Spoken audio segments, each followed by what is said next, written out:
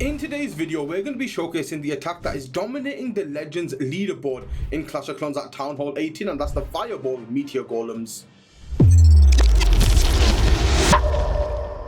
For this attack strategy, you will need the following.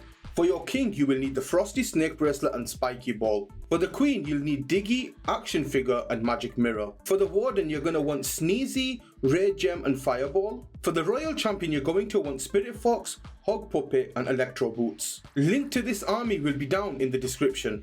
This army is so strong in Legends and I'm going to showcase it to you today.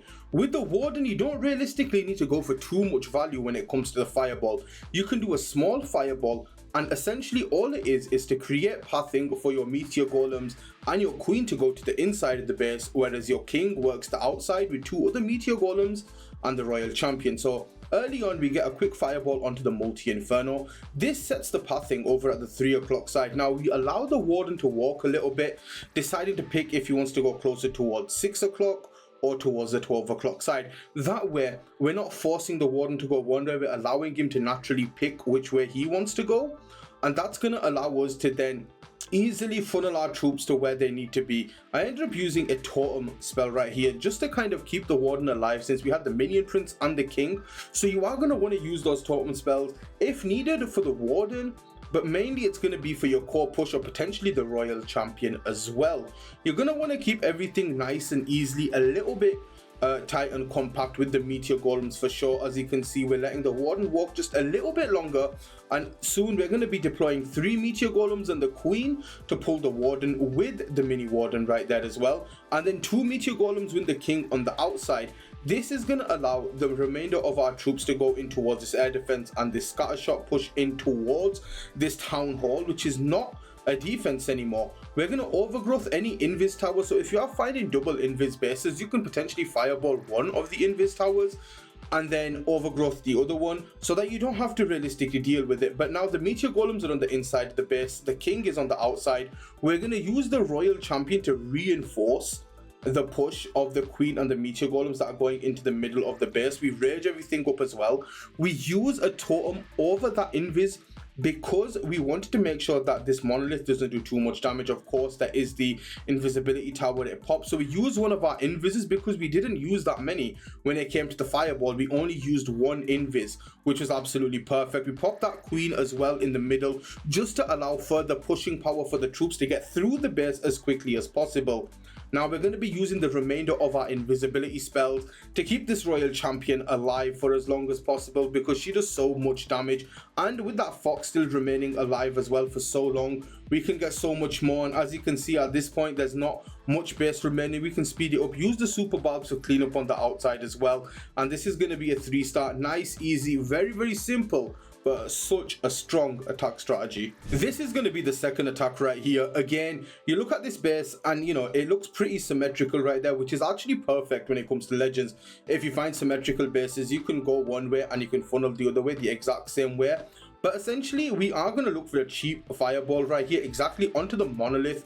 Only required 2 invises, so we don't need to invest anymore, which is absolutely perfect. We're going to let the warden pick a side naturally, or we can force the pathing for the warden with the queen, of course. We end up taking down the bomb tower with a couple of balloons, and we're going to use the meteor golems and the queen to pull the warden in over towards this 2 o'clock side. The king is going to come down with 2 of the meteor golems, so you use 3 for the push on the inside of the base, 2 go on the outside, and then the royal champion comes to kind of path the defenses that are kind of closer to the outside where the king is. Also remember to always poison a furnace if you see it inside of that clan castle, because it can be very annoying. Troop launcher in behind. Remember, we have got a meteor golem in there to reinforce the push later on. This overgrowth was key because we don't want this fire spitter to be hitting our troops for too much and taking too much damage on our troops as well. The royal champion came in from the 2 o'clock side, and it's going to sweep all of these defenses from the multi-inferno expo all the way over to this other multi-inferno, so it can work in unison with the king.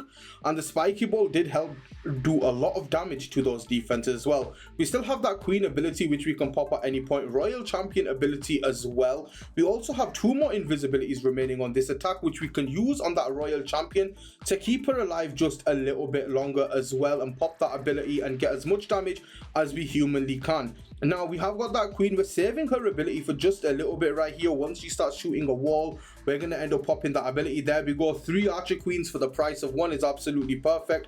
Royal champion does go down, but manages to take down the enemy RC. And from here, you know, we're going to speed it up. It's another 3-star. These meteor golems are an absolute joke, and you should be using them in Legends. We find another symmetrical base right here. So we're going to do kind of the same concept that we have been doing. We use 3 invisibilities this time.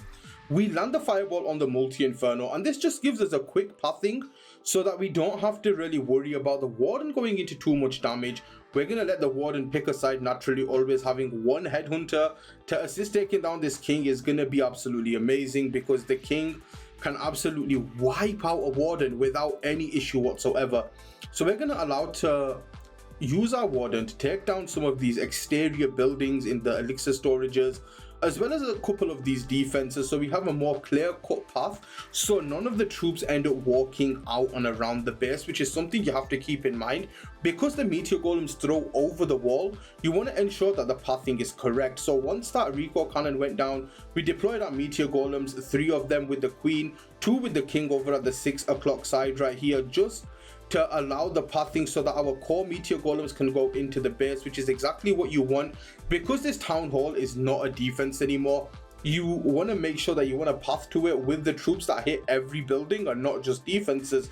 That's why it's a little bit hard to use root riders now, and meteor golems are dominating because they attack absolutely everything. So keep in mind right here, we are going to poison that furnace inside the CC. Now the overgrowth on this occasion is going to be used to take out that revenge tower, also the bomb hive, but it gives us a clear cut path leading towards the town hall. Royal champion is going to work along the outside, trying to take out that monolith and all of these exterior defenses, so that our meteor golems, the king, the queen can stay on the inside of the base. Keep in mind we still have that king ability, which we are going to be popping any second now, so we can get great chain value on this fire spirit as well as the multi-arch tower, which is huge. And there's not that much left, so we end up using the invis to kind of keep these troops alive in the middle of the base. It allows the king and the queen to take out the revenge tower. Royal champion on the outside still doing really good work. Unfortunately, our queen did go to the outside, and only a mirror queen went to the inside. So, you know, things are starting to look a little bit close. But with these meteor golems being as strong as they are, sometimes even when the attack doesn't go perfectly as you plan, you can still power through as long as the funnel was correct at the beginning. And these meteor golems absolutely just tear bases apart. We have 3-4 meteor golems still alive. We have 2 over here, so a total of 5 meteor golems still alive. No heroes are up, but the golems there are going to power up and clean up the remainder of the base, throwing themselves over the walls. That's another triple. So when things don't go well, they're still going to come in clutch.